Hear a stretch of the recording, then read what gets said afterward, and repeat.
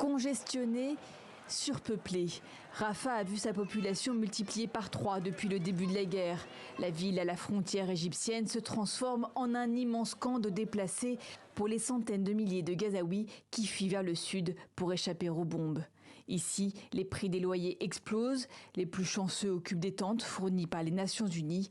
Les derniers arrivés n'ont même pas d'abri. Les personnes qui n'ont pas d'argent ne peuvent que mourir de faim. L'aide humanitaire ne peut pas profiter à tout le monde. La situation ici est trop difficile. Nous n'avons pas assez d'essence, de nourriture et d'eau potable pour nos besoins quotidiens. Pas d'eau, pas d'électricité. Sur les étals du marché, quelques légumes frais et conserves arrivés au compte-gouttes, avec des prix multipliés par 2, voire par 3. Je dois diviser la viande de la boîte pour 7 personnes. Je ne peux faire qu'un petit sandwich pour chacun. Ce n'est pas assez. Aujourd'hui, nous avons partagé un morceau de pain à 4 personnes. Chacun un tout petit morceau. Et nous n'avons rien mangé pendant le reste de la journée. Seul espoir, un cessez-le-feu.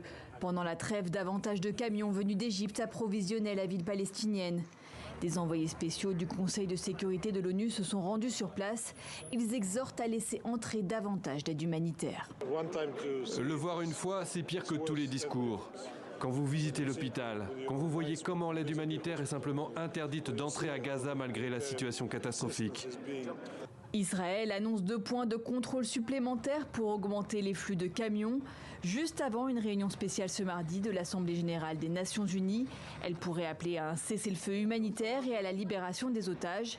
Mais si une résolution est adoptée, il y a peu de chances qu'elle soit suivie des faits.